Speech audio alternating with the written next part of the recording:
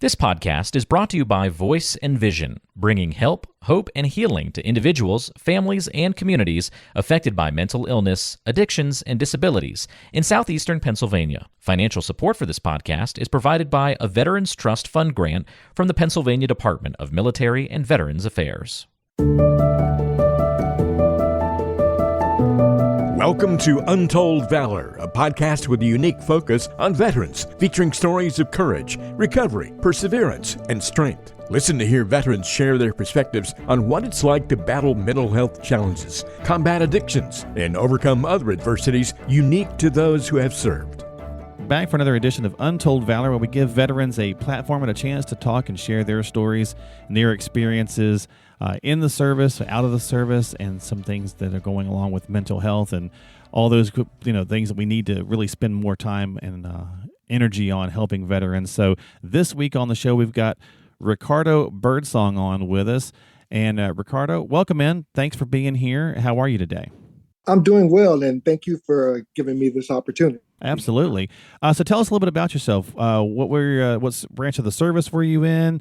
Rank, things of that nature.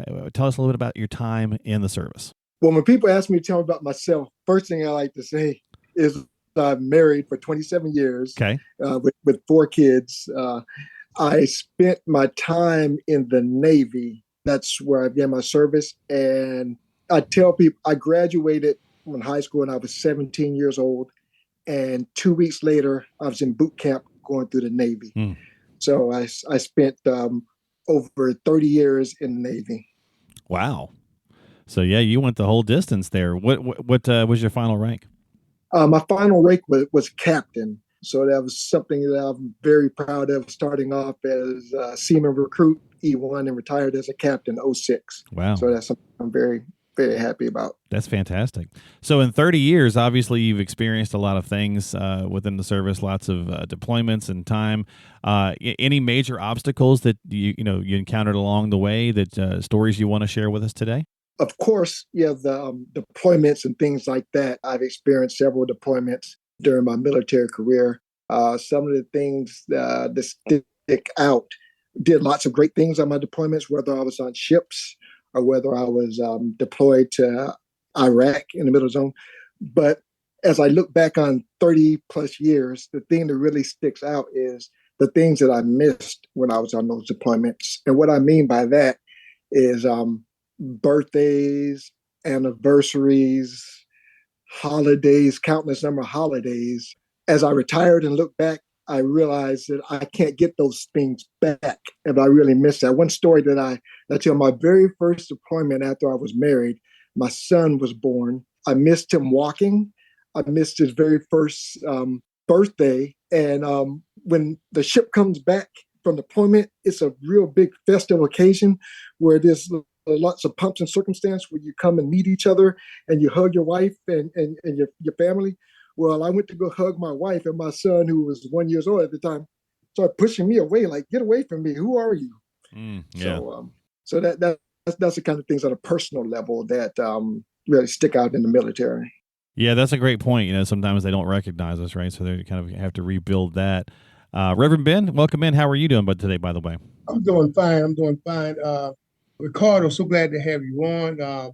I congratulate you on how you excelled through the ranks, going from an enlisted man to an officer, which is very commendable. But let me ask you a question. Since you seem to have some insight on the military, can you tell our listeners a little bit about how the medical and benefits things impact you now by you putting that time in?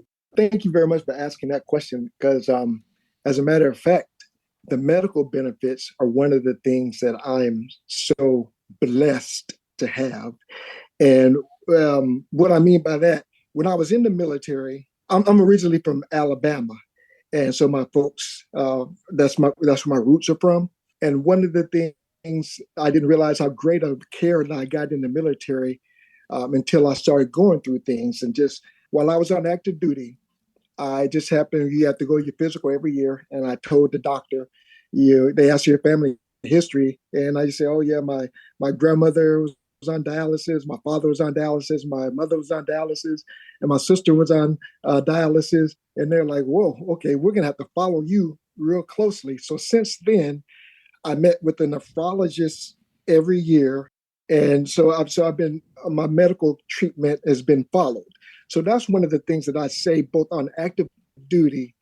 I don't think that I could have gotten the medical care and attention that I got if I wasn't in the military. And then plus post retirement, I have a good story to tell about the medical benefits. Like I said, I spent over 30 years in service. So I retired. So I have my full medical benefits.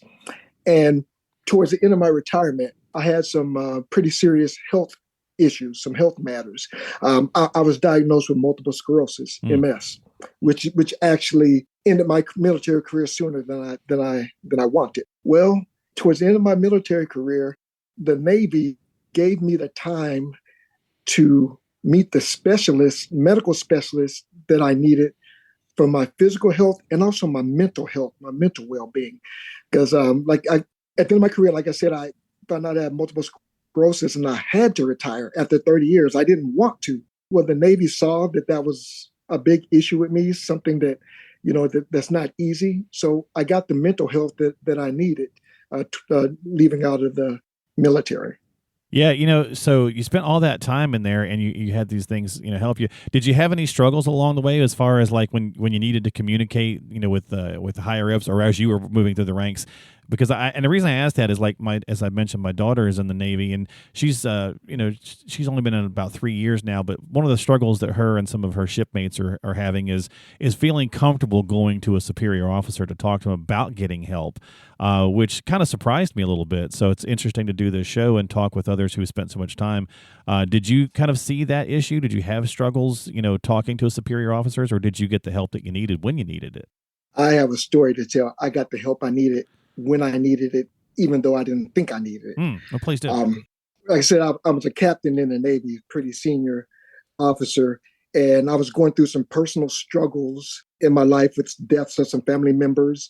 And like I explained to you, like my MS diagnosis. So one day, the admiral called me to his office, and I went to the admiral's office, and this is what the admiral told me: Ricardo, I know you have a lot of struggles and a lot of things that's going on, a lot of issues right now. And I think you need to take some time off, to help, get some help with some of the issues that you have. And so I looked at the admiral, I said, I'm good, Admiral. I don't need time off. I don't need.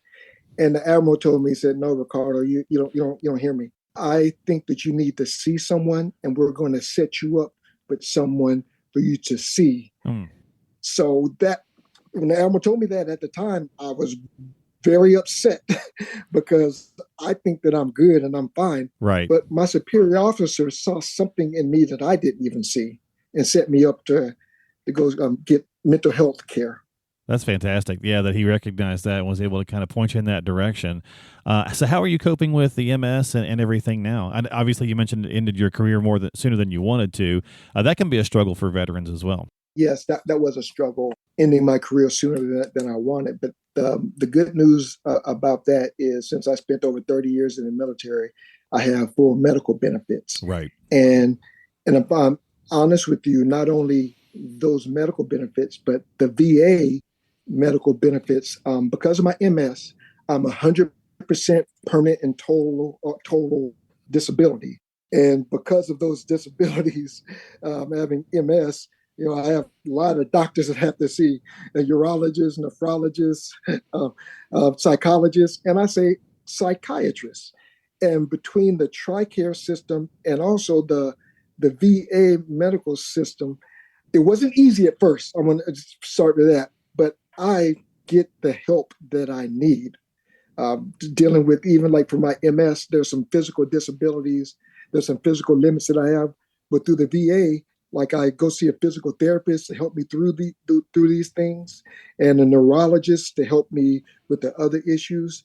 So I'm happy. I think that I'm getting good care. That's excellent. What are some of the challenges that you've seen through your many years in the service? As obviously so many veterans, they get out of the service and they have mental health issues or benefits issues, which we touched on some of that, homelessness or disabilities, whatever the case is. And sometimes it's just that either that lack of, I don't know if acceptance is the right word, but they kind of, they feel reluctant sometimes to get help or nowhere to reach out to. Any experiences there or anything you'd like to share? I don't have any bad experiences on that level. Part of it, I heard people talk earlier about their faith. Mm-hmm. I have faith in God. And so I pray a lot and I ask. I'm not afraid to ask for help. And so when people tell me, the VA can offer this, offer that, I haven't had trouble. Now, I want to say that I do have some friends who've had trouble, like going through the system, whether it's getting the disability, medical care, things like that. And when I talk to them, I talk them through it to help them. So that's my experience. And that's fantastic. So you do help others kind of mentor a little bit through, working through that. Because I think that was my point really, is that so many vets, unlike you, right, just they feel uncomfortable asking for help. Sometimes there's that stigma that just goes with, being in the service that, I'm too tough or whatever. I don't need help. I can do this myself kind of thing. Yeah. And sometimes you don't, sometimes you don't even know that you need help. Well, with my psychologist, they offered this thing. Say, hey, we have this thing called race-based stress and trauma for military veterans. Would you like to be part of this group? And so I was part of that group where we had, for 12 weeks, we get together and we talk about our military experiences and the racial issues that we've had and how it affected our career. And that's been good, just to talk to other people about that. Yeah. Issues that you have. Yeah, I think that's a key, isn't it, Reverend Ben? Really just having someone to talk to, right? That goes a long way. And I know that's a lot of what you believe in and what you do as well. Exactly. Our biggest enemy is the stigmas and things that we hold toward mental health. And for us to be able to open up, offer some of our experiences can also help other people as well. Ricardo, I just want to thank you for your service and for your resiliency and for your sharing your experience with us today, because a lot of veterans and a lot of men, period, are sensitive on the issue of mental health. So thank you so much.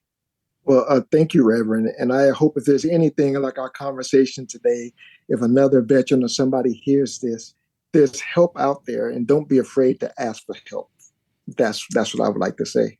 And it's been my pleasure serving in the military. Absolutely. And that's the point of the podcast. And we have lots of resources and information that we share here on the show. So again, thank you so much for your time, Ricardo. We certainly appreciate it. And we'll have some more guests on the future episodes. So make sure you stick around and tune into another episode of Untold Valor. You've been listening to Untold Valor by Voice and Vision. We hope you found the information and resources discussed today helpful. As always, thank you for listening and for your support. Remember to stay connected with us through our various social media platforms, including Facebook, Instagram, and YouTube.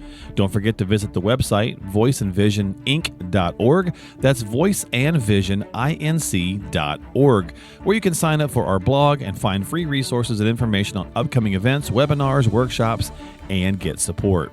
You can also access our free help and hope guide for individuals and families struggling with substance use and addiction. If someone you know is struggling, please reach out for help, because you and your life matter. Remember, the National Suicide and Crisis Lifeline is available to you at any time by dialing 988. We are all ambassadors of hope and recovery. And if you want to share your story, please contact us. Compeer Corps is also looking for veteran mentor volunteers and veteran participants. To find out more information about Compeer Corps, please call 610-541-0790. That's 610-541-0790. You can find all the links and contact information for the resources mentioned on today's episode by checking the description and the show notes section of your app. Thank you again for tuning in and for your support. Until next time, this has been Untold Valor.